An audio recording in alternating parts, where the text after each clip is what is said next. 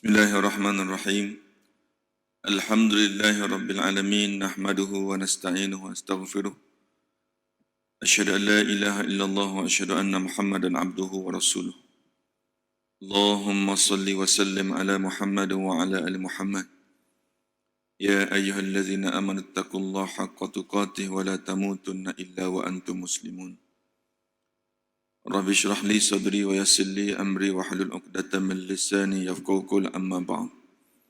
Assalamualaikum warahmatullahi wabarakatuh. Hadirin yang dikasihi, yang dirahmati oleh Allah Subhanahu wa taala sekalian.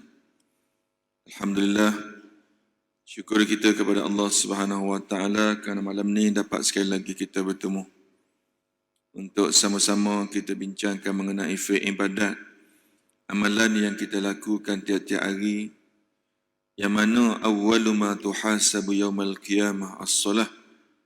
Ibadat yang pertama yang akan dihitungkan oleh Allah Subhanahu wa taala pada hari kiamat nanti adalah solat kita. Sekiranya solat kita ini berjaya diterima sebagai amalan soleh, maka ibadat lain akan turut mengikuti solat tersebut. Tapi sekiranya amalan solat kita ditolak oleh Allah Subhanahu wa taala, seluruh amalan-amalan lain akan disuspendedkan oleh Allah Subhanahu wa taala. Tuan-tuan yang dikasihi, yang dirahmati oleh Allah Subhanahu wa taala sekalian. Jadi malam ni kita sambung perbincangan yang kita berhenti pada 17 bulan 12 baru ini mengenai rukun berdiri dalam solat yang dianggap sebagai rukun yang ketiga selepas niat, selepas takbiratul ihram, dan yang ketiga kita masuk pergi kepada qiyam. Memanglah kita tak nafikan bahawa kita belajar fiqh ni memang terbuka kepada perselisihan di kalangan ulama, termasuk di kalangan mazhab Syafi'i sendiri. Pengalaman saya cakap bab solat ni, dua perkara yang selalu menjadi perselisih di kalangan orang kampung, orang masyarakat.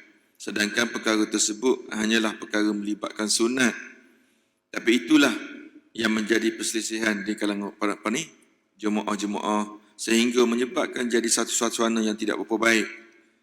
Antara yang saya sebut di sini adalah yang pertamanya yang melibatkan angkat tangan ketika takbir. Itu yang biasa sangat-sangat. Ada setengah kata angkat bawah bahu, setengah kata angkat dekat telinga, setengah kata angkat letak kat telinga, setengah kata letak sama dengan telinga. Jadi kita yang pening kepala. Jadi saya selalu bercakap dengan Haji Ahmad, kalau banyak sangat ustaz kata gitu, kita nak pakai mana satu? Kita pakai mana hak kita belajar. Jadi kalau ambil hak kaki lima, jangan pakai. Jadi kita main masjid dengan ustaz kata, ustaz baca kitab, kita pakai hak tu. Tak payah nak pening kepala. Kalau tak ketika ustaz lain baca kitab lain sikit pada tu, dapat dua ilmu. Kenapa kita peningkan kepala fikir masalah-masalah sebegitu?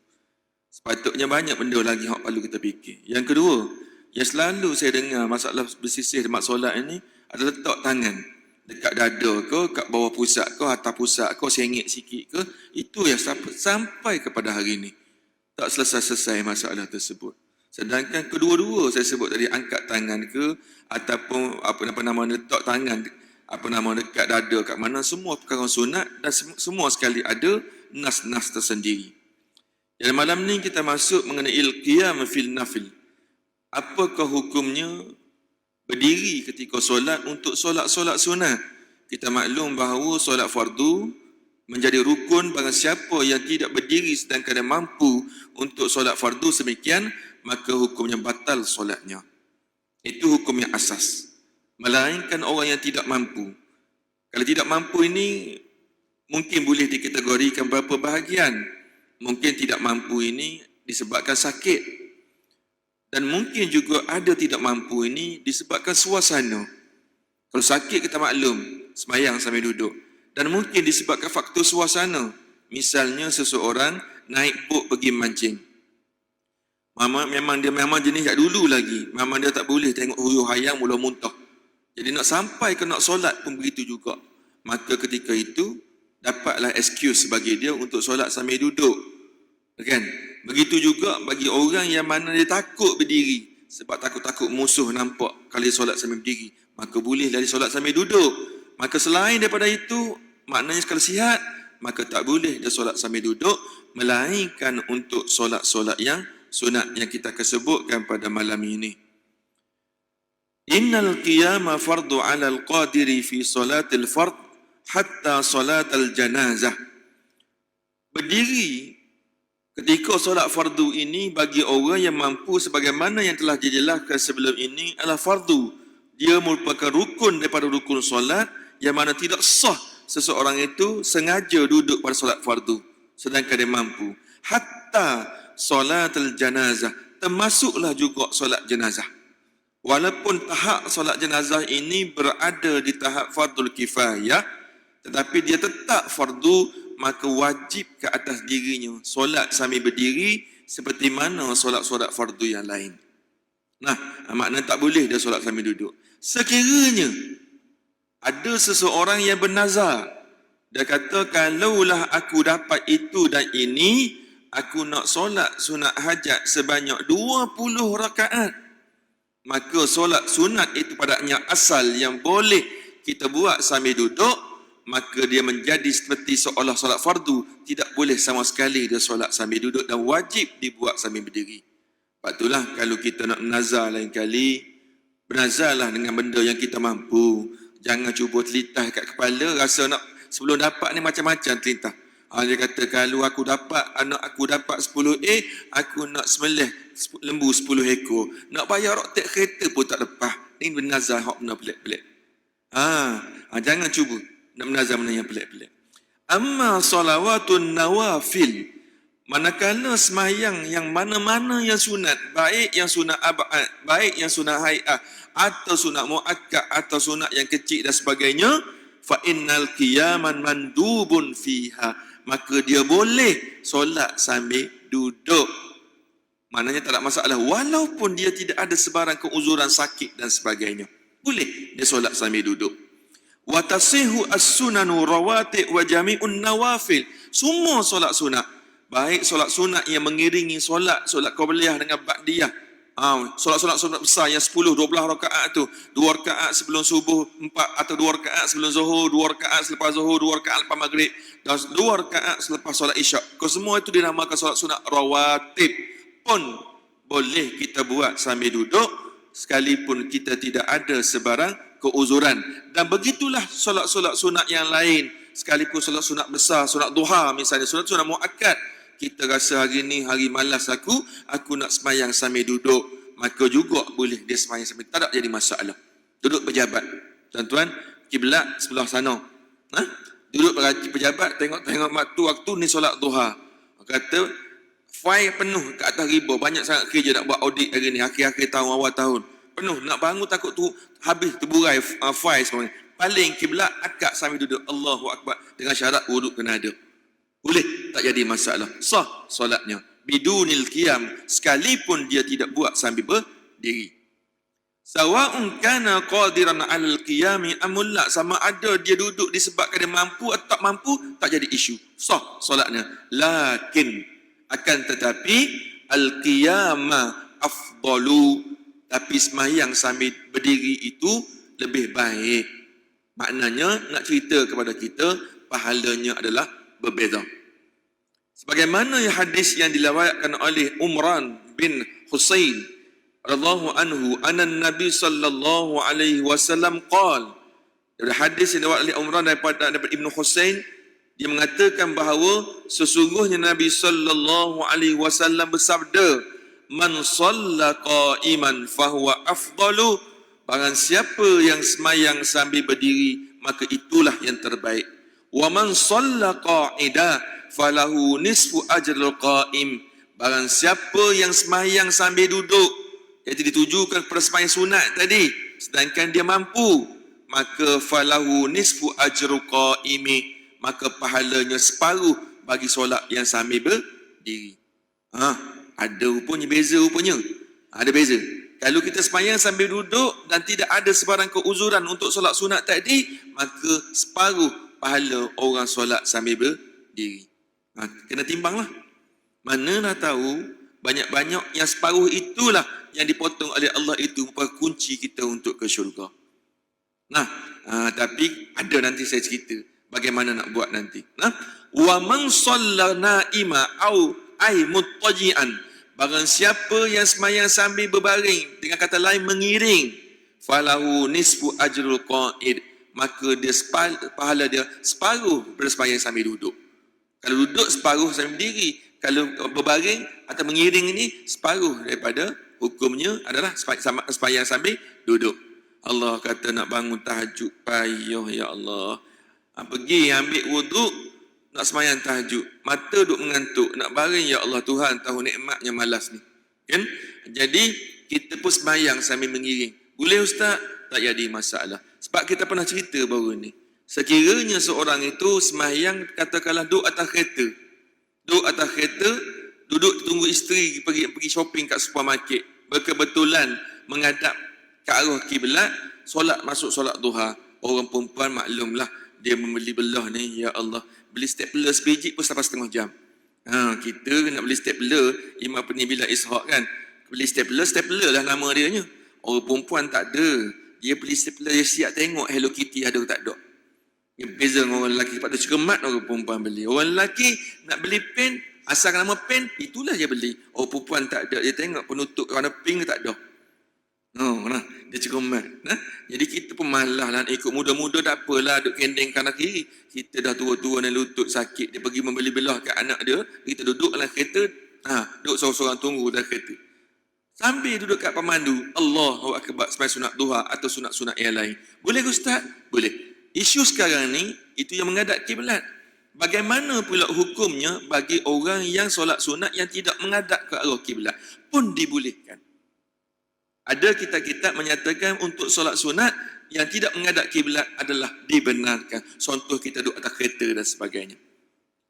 Dia banyak. Nak buat dengan tak nak buat je.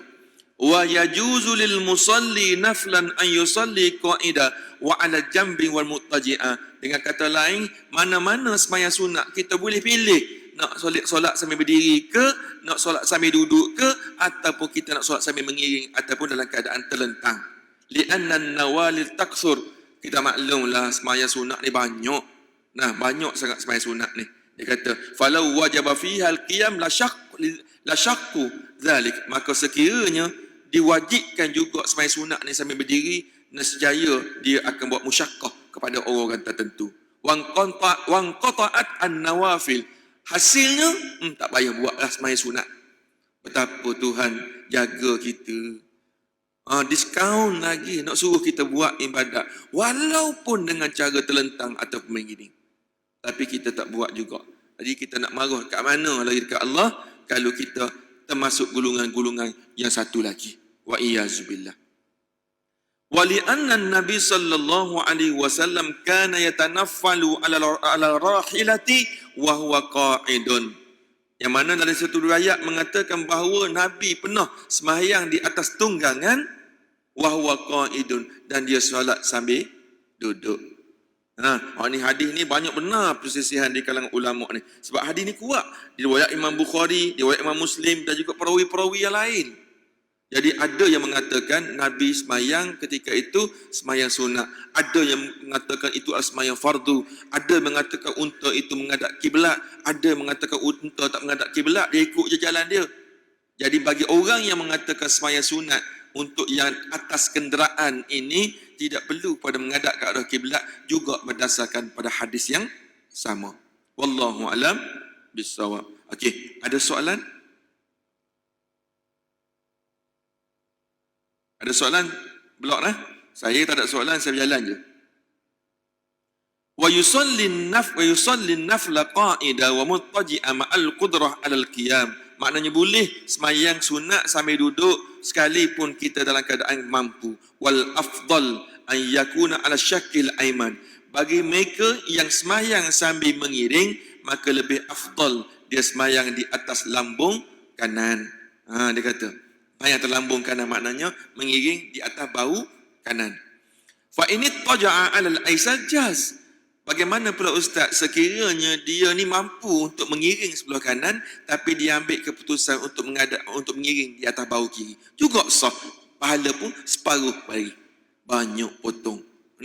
Jadi orang pun kata daripada tak buat langsung, dia buat juga. Jadi maknanya kalau nak buat tak jadi masalah, taklah jadi alasan. Tapi kalau sakit, duduk kerana sakit, maka solatnya sama juga seperti hukum pahala orang yang sembahyang sambil berdiri. Yakin uzur tak jadi isu. Maknanya dia solat sambil duduk disebabkan dia uzur atau sebab sakit dan sebagainya, maka pahalanya tak potong separuh. Sebaliknya sama dengan pahala orang yang sembahyang sambil berdiri. Ustaz, kalaulah seorang tu sembahyang sambil duduk sunat dia uzur dan kawan tadi sembahyang sunat sambil duduk juga tapi tak uzur, maka yang duduk tadi kena uzur pahala seperti berdiri, yang duduk kerana tak uzur tadi tetap dipotong separuh pahala berdasar kepada hadis yang diriwayatkan oleh Imam Al-Bukhari.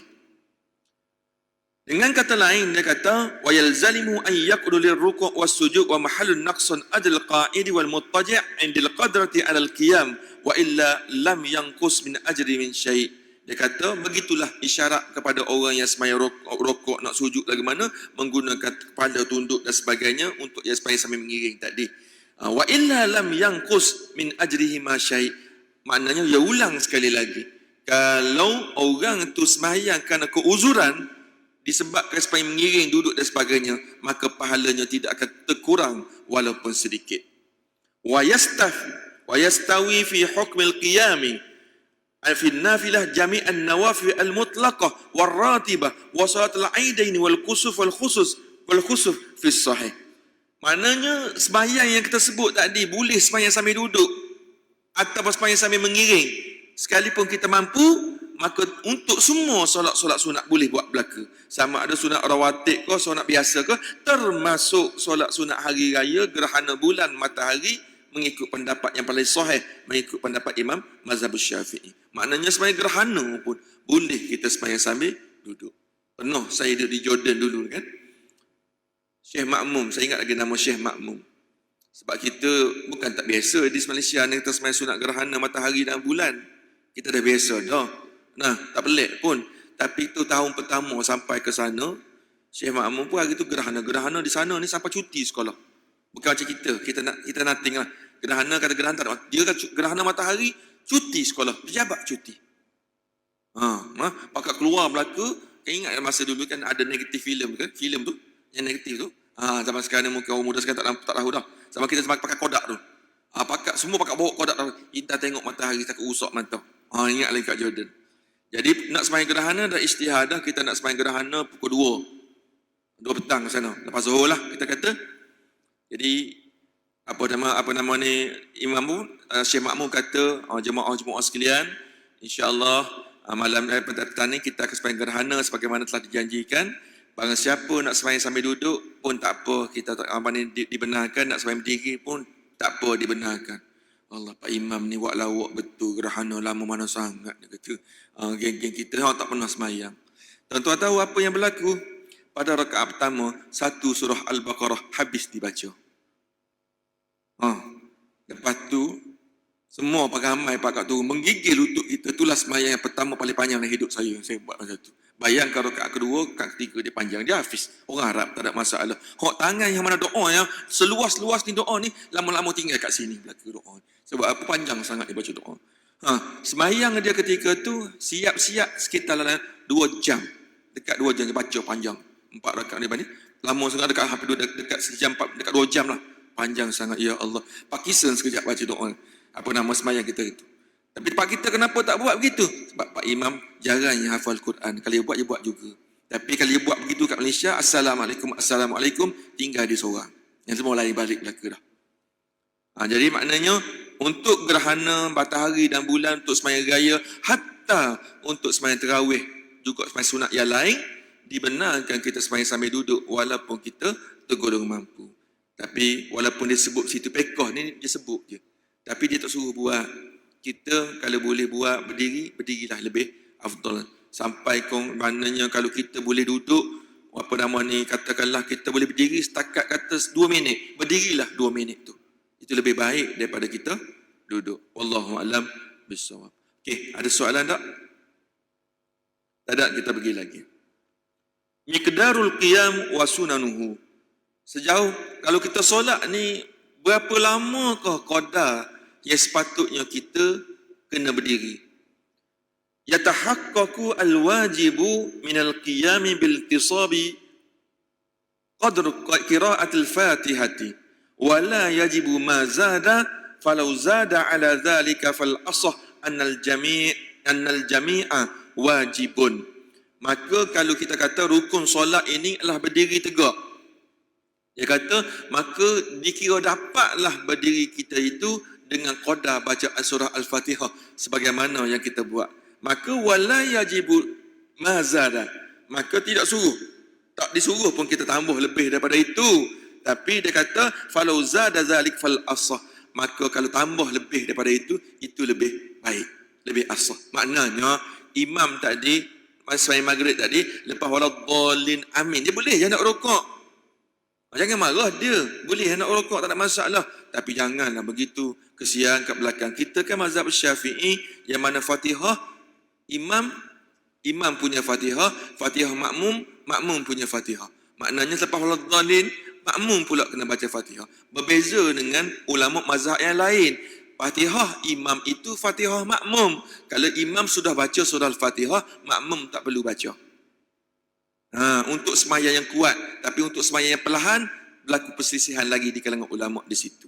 Jadi maknanya disunatkan kita baca lagi surah-surah yang lain, membolehkan untuk makmum di belakang untuk baca surah. Sebab itulah kalau ulama-ulama yang lain tidak timbul isu mengenai sembahyang sempat baca Fatihah ke tidak. Sebabnya mereka tak baca. Kita tengok kat Mekah, kati bibir dia orang.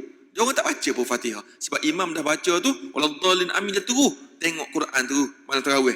Kita tak nampak pun mulut dia bergerak baca Fatihah. Sebab dia berdasar pada ulama yang lain. Tapi Syafi'i tak.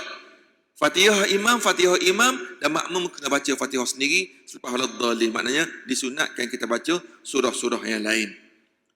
Walau qama ihdal rijlaihi sahhat salatahu ma'al karahah. Ada juga tengok sembahyang je buat sirkus. Sebab apa? Dia sembahyang kaki sebelah. Yang atas ada naik duduk atas. Mungkin ada juga kadang-kadang kita lenguh kan. Lama lenguh.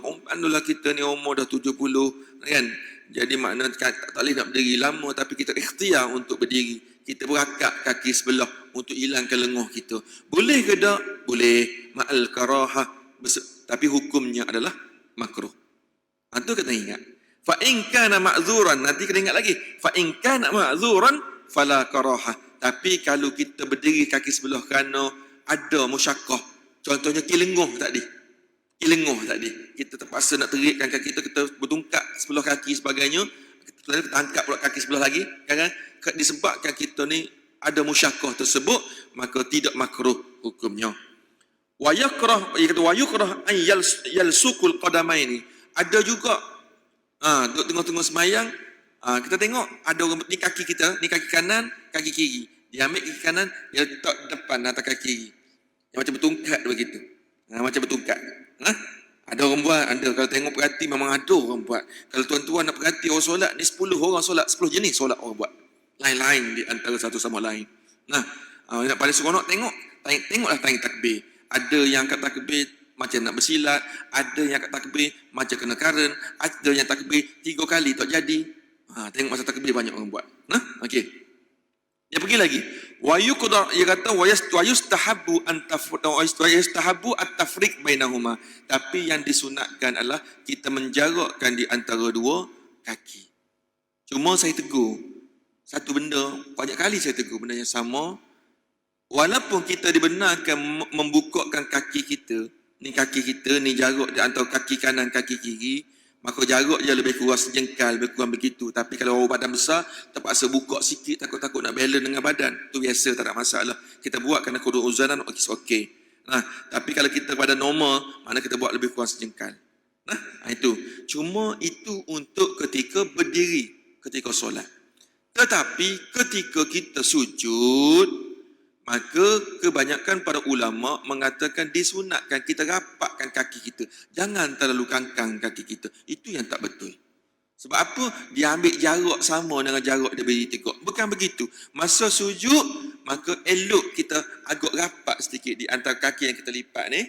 Agak rapat sikit supaya dapat tutup sikit lorongan di bawah aurat kita di bawah. Itu disebut oleh para ulama. Ni dia buka seluas-luas, nanti sekali angin datang, naik kaki kain sampai ke atas. Itu yang tak betul. Kita bagi lagi.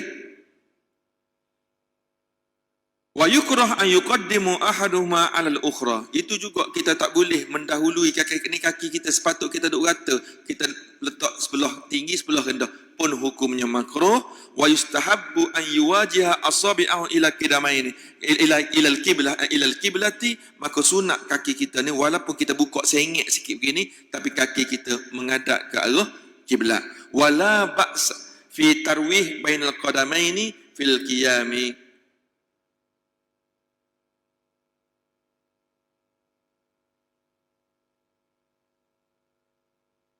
Dia kata maka tidak mengapa berserta dengan makruh. Kalau tadi kita bertungkat kaki kita dua kaki begini, ada juga orang buat begini. Saya tunjuk. Nah, ini saya masuk yang pertama.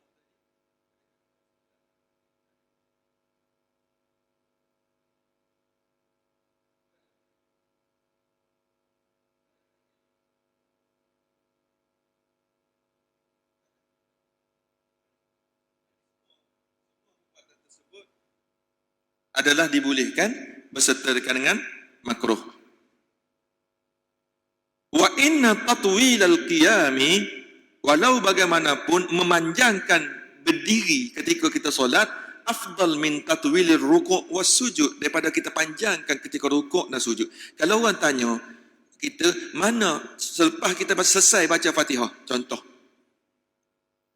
lepas baca surah, sebab kita sembahyang seorang ikut kita lah, kita nak berdiri lama mana. Cuma tanya soalan, mana lebih baik berdiri lama ke rukuk atau sujud lama? Ni, balik rumah teka-teki kat isteri sikit.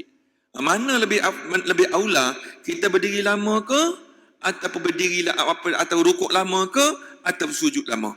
Maka di sini dia kata wa inna tatwilal qiyam, dan panjang berdiri itu lebih afdal daripada panjang rukuk atau panjang sujud, sekalipun kita berniat sujud itu untuk kita berdoa. Sebab kita tahu tempat yang paling dekat di antara Allah dengan hamba-Nya adalah ketika saat dia sujud. Maka dia lama sujud. Tak apa, dia sembahyang seorang nak sujud setengah jam pun tak apa. Tak ada orang marah. Hukumnya sah. Tapi jadi imam dengan makmum tak boleh. Kalau imam makmum tinggal lama sangat dengan makmum pun boleh batal. Jadi kalau sembahyang seorang tak kisah. Cuma tanya, mana lebih baik? Sebab itulah apabila orang tanya kita, mana lebih baik kita solat tahajud atau sembahyang qiyamul lail ni dengan bilangan rakaatnya banyak, dengan bilangan tak banyak tapi lama. Contoh, kita sembahyang buat qiyamul lail, kita sembahyang katakanlah 6 rakaat. Tapi lama setiap satu rakaat. Dengan kita sembahyang 20 rakaat. Maka sembahyang 6 rakaat dengan qiyamnya lama lebih afdal daripada kita sembahyang banyak rakaat. Sebab itulah banyak hadis-hadis yang menyatakan bahawa Rasulullah sallallahu alaihi wasallam tidak solat lebih daripada 11 rakaat pada malam. Tak masuk sunat-sunat ba'diyah tu. Terlebih 11 rakaat. Tetapi setiap rakaat tu lama, melainkan untuk solat tarawih. Itu banyak rakaat. Banyak hadis. Tetapi ada juga hadis yang mengatakan Nabi sembahyang sampai belah rakaat pun ada. Tetapi hadis yang asahnya maknanya Nabi sembahyang tak banyak rakaat, tapi sekali dia berdiri boleh terbalik orang. Sebagaimana yang pernah berlaku satu ribut yang besar di Madinah dalam riwayat. Panjang Nabi sembahyang, dia tengok ribut yang sangat teruk, maka Nabi terus berlari pergi ke masjid Nabi sembahyang. Nabi tak suruh orang ikut.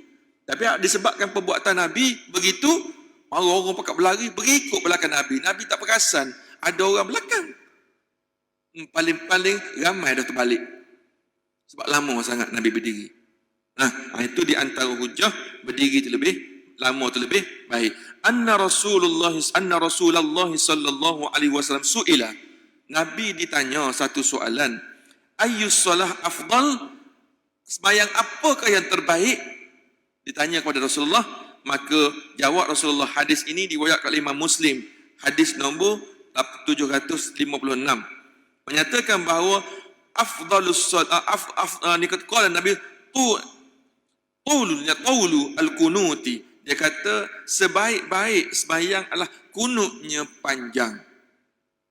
Kunutnya panjang. Maknanya kunut dia panjang sebab apa? Di dalam kunut ada doa spesifik dan kita pula buat sambil berdiri. Bermakna kalau doa di dalam kunut itu berbanding dengan doa ketika sujud, maka doa ketika kunut lebih afdal berdasarkan pada hadis ini.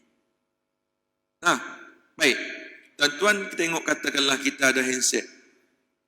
Dan kita pun nak doa Imam Masjidil Haram. Sebab sekarang ni teknologi tuan-tuan, mak dengan ayah yang tak ada dalam ni, hak lain semua ada dalam ni. Boleh buka tengok sambil baca semai sunat, kita tengok kunut. Tengok kunut. Jadi mana lebih afdal? Kita baca kunut dengan panjang dengan sujud yang panjang. Maka berdasarkan pada hadis ini sudah tentu qiyam itu lebih utama, lebih panjang berbanding dengan sujud. Wal muradu al-taulul qiyam, yang dimaksud dengan panjangnya berdiri itu wa tatwilus sujud afdal min tatwil balkan ghairi al-qiyam. Maksudnya panjang sujud berdiri dan panjang sujud itu lebih baik daripada panjangnya rukun-rukun yang lain. Berdasar pada hadis diriwayatkan oleh Abi Hurairah radhiyallahu anhu qala anna Rasulullah sallallahu alaihi wasallam yaqul. Abu Hurairah ni orang yang paling rapat dengan Rasulullah di kalangan sahabat. Dia ikut mana, bahkan dia adalah pembantu kepada Rasulullah. Sebab itulah kalau tengok hadis-hadis ini, Abu Hurairah ni hadis yang paling banyak sekali diriwayatkan. Dan Abu Hurairah lah menjadi musuh utama sasaran golongan-golongan Syiah. Sebab dia orang anti kepada Abu Hurairah. Banyak sebab dia banyak riwayat hadis. Setengah-setengah begitu. Dia kata aqrabu ma yakunul abdu min rabbih wa huwa sajidun. Tempat yang paling dekat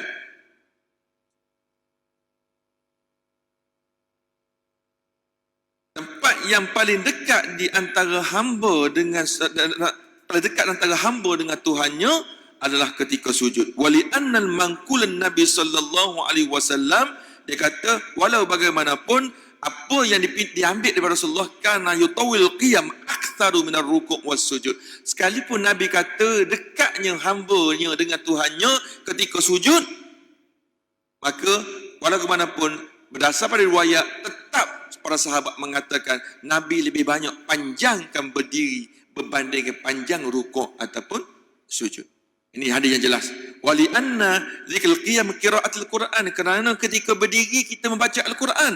Wa hiya afdal min zikri fi ruku' was sujud wa fi tasbih. Bahkan dia lebih afdal daripada bacaan tasbih ketika rukuk dan ketika sujud dan tasbih-tasbih yang dan doa-doa yang lain. Ini sebabnya disebut begitu. Assalamualaikum Ustaz. Adakah makmum dapat rakaat pertama jika belum habiskan Fatihah dan imam telah pun laju selesai rukuk dan terus sujud? Keadaan berlaku semasa solat Zuhur. Adakah makmum dapat rakaat pertama jika belum habiskan Fatihah dan imam telah pun laju sujud? Okey, faham. Okay. Isu sekarang ni patut saya kata kita jadi pak imam, jadilah pak imam yang faham orang yang ada di belakang. Jangan jadi pak imam syok sendiri, kita terlampau panjang baca ataupun terlampau cepat. Itu isunya. Kadang-kadang kita baca Fatihah, benda khususnya Fatihah ni benda yang tersembunyi, yang senyap. Lain solat rakaat ketiga atau solat Zuhur yang kita tak dengar. Lagi aja jadi masalah. Jadi lebih baik pak imam baca dengan tertib supaya dapat membantu makmum di belakang tu untuk ikut. Yang jadi masalah, sekiranya pak makmum ni dia tak boleh nak ikut imam tersebut kerana orang tahu dia ni memang laju baca. Adakah dia kena terus rukuk dengan sujud dengan imam tu dapat rakaat ataupun tidak? Kita dah akan sebut mengenai masbuk dan muwafiq. Apabila kita masbuk dengan muwafiq ini, dalam kitab kata jangan lebih 2 rukun yang panjang. Setengah kata jangan lebih 3. Sebenarnya sama aja. 2 rukun yang panjang ni selain daripada iktidal dengan duduk di antara 2 sujud. Tak lain semua rukun panjang. Iktidal dengan duduk di antara sujud dia rukun pendek. Yang lain semua rukun panjang. Sekiranya kita tertinggal daripada imam melampaui 2 rukun yang panjang, maka solat kita dianggap sebagai batal dengan imam tersebut. Maknanya, apabila contohnya kata saya jadi imam, sediman, laju sangat tak jadi imam. Jadi, imam tu rokok, kita masih qiyam. Imam iktidal, kita masih qiyam. Imam sujud, pertama, kita masih qiyam. Imam duduk antara sujud, kita masih qiyam. Dan imam sujud kali kedua, Fatihah kita belum habis lagi, wajib ke atas diri kita kena terus pergi sujud kepada imam tersebut. Tak perlu rokok, tak perlu iktidal. Oh, bestnya, tak ada yang bestnya. Lepas Assalamualaikum, tambah lagi satu rakaat. Nah, tapi yang jadi isunya, setiap rakaat dia begitu. Memang begitu setiap rakaat. Memang menyebabkan kita tak boleh kejar. Nah, sebab itulah ada satu pendapat Syafi'i khusus untuk, walaupun tengok juga, memang imam tu cepat ke atau memang dia baca lambat.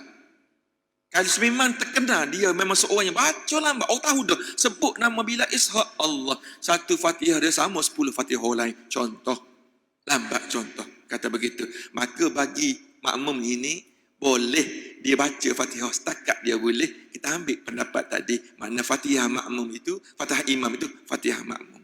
Tapi kalau memang imam tu cepat, tiada pilihan melainkan kaedah saya sebut tadi, dan lepas solat tegur pak imam, kena ingat makmum di belakang. Nah, kalau dua tiga kali tak faham juga, pakai usung tak luar, bagi orang lain di imam pula. Nanti minta maaf, ini satu teguran yang agak tegas. Sebabnya ramainya imam, bukan tempat kita lah, setengah-setengah tempat lain, dia terlalu cepat sangat, khusus main tarawih. Boleh kita nak laju, janganlah baca Fatihah sampai satu nafas, kesian kat pakcik belakang. Nah, tu kaedah memang tak boleh. Jadi ni saya ingatan lah, maknanya untuk imam-imam kena beringat dari segi bacaan tadi. Jadi insya-Allah nanti kita cerita detail dalam bab masbuk dan muwafiq nanti, dalam bab solat Jumaat. Ini berjemaah nanti, dan depan nanti. Ada soalan tak? Lain?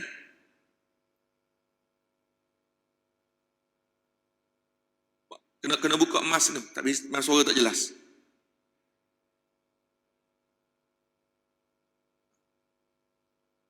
Saya dengar ada ustaz lama jugalah. Ketika kita nak sujud, kita buat begini. Tangan kita lepas tu masa kita nak naik, kita buat begini. Kira perbuatan tu, dia kata kira perbuatan tu tak kira menggerakkan 3 kali perbuatan. Boleh? Tak terkira lah imam mana sekalipun ataupun ustaz mana, okey, ada perbuatan tersebut, ada perbuatan-perbuatan yang tertentu yang kita tak rasa, tak tak beringat. Maknanya kita tak perasan kita telah melakukan 3 perbuatan. Menyebabkan berturut-turut boleh batal solat. Tapi bagi saya, kalau tengok pada cara perbuatan tersebut, tidaklah nampak betul-betul clear tentang 3 pergerakan di situ. Sebab disebut 3 pergerakan itulah pergerakan yang jelas, bukan pergerakan yang tanpa spontan. Contoh kita sujud.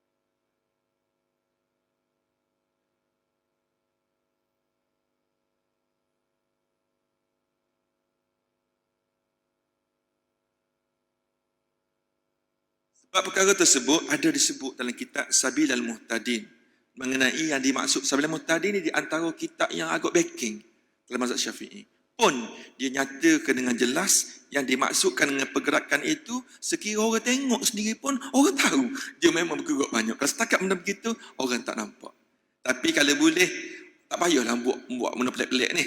Nah, buat cara normal. Kan kadang-kadang jadi biasa, jak kecil lagi. Dia suka tengok kapek-kapek baru.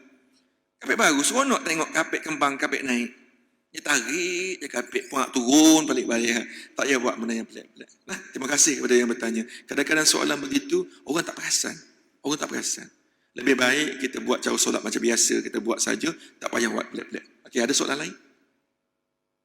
Tak ada. Kita pergi sikit lagi nah. Isyak 33. Nah, 33. Okay. Wa yustahabbu, ni masuk dah bab ni.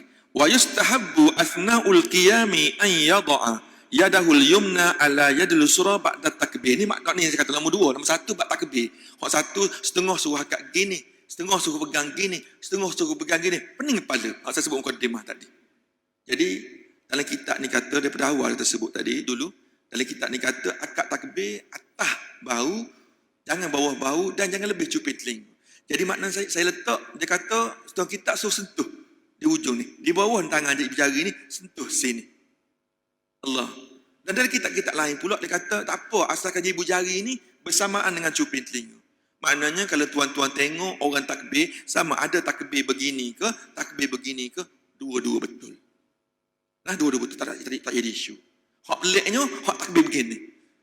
Hak tu pelik. Hak tu baru kita tanya. Tak ada orang kerja orang buat. Nah, takbir angkat tangan kau terbang gini ke, tu kerja aturan mental, jangan buat masa sembahyang begitu. Nah, jadi maknanya setakat dia angkat takbir buka begini atau buka begini, cuma katanya saya ustaz, hak mana lebih afdal? Saya tak kata salah, afdal. Nak ni baik yang terbaik. Bukannya lemah, bukannya kata yang buruk yang baik. Tak. Ni baik yang terbaik. Kalau imam pun kalau ada yang baik yang terbaik, dua-dua boleh jadi imam. Kalau imam baik jadi imam kepada terbaik. Tak apa. Imam yang lemah jadi kepada yang baik baru salah. Ini maknanya saya kata yang daripada yang baik mana yang terbaik? Dari banyak kitab-kitab saya baca berdasarkan hadis yang sebelum ni kita pernah sebut, akad takbir ni hak terbaik sekali adalah begini. Maknanya kalau boleh sentuh dicupin telinga dan tangan kita menghadap ke arah kiblat. Hak tu hak terbaik. Tapi kalau nak buat hak lain selain pada tu saya tunjuk tadi pun tak jadi isu. Sebab kadang-kadang badan kita tengok juga hak jadi badan besar. Nak angkat tangan nak lipat. Nak lipat satu masalah tu. Tu masalah lain pula. Nah, ini yang biasa kita sebut. Okey, kita sebut sikit lagi. Wa yustahabbu an yahatta yadayhi ba'da takbir wa yusilah isal khafifan ila tahta sadrihi. Maknanya selepas dia akad takbir tu, maknanya dia pun terus menghantarkan tangannya dengan agak khafif. Ni saya baru tahu. Baru dapat ilmu saya. Dengan turun tangan kita bukan dengan cara laju. Okey. Tuan-tuan kita tengok masa orang takbir kan.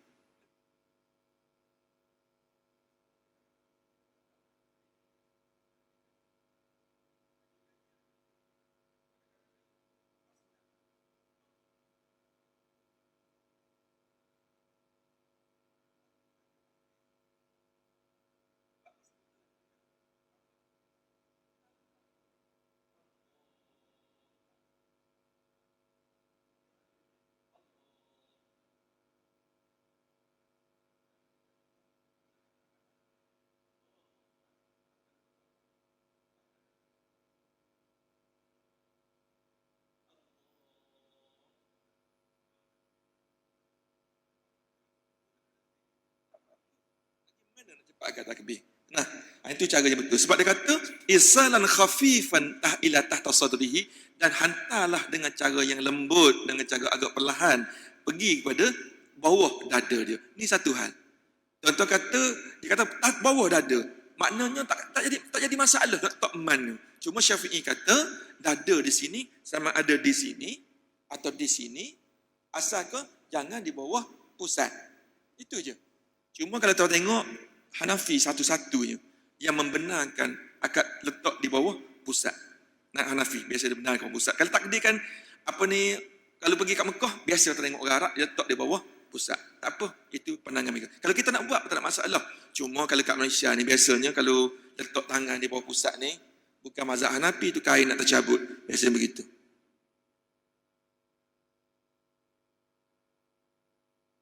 Okey. Sikit lagi kita nak berhenti, 1 minit lagi tinggal.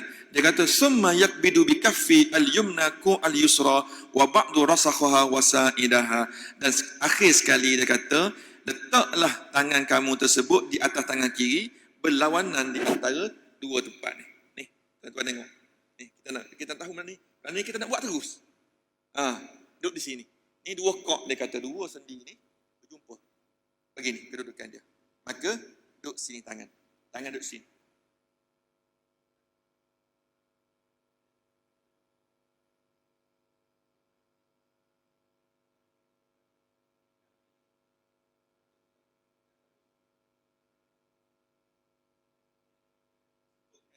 Banyak kitab-kitab dalam mazhab Asy-Syafi'i.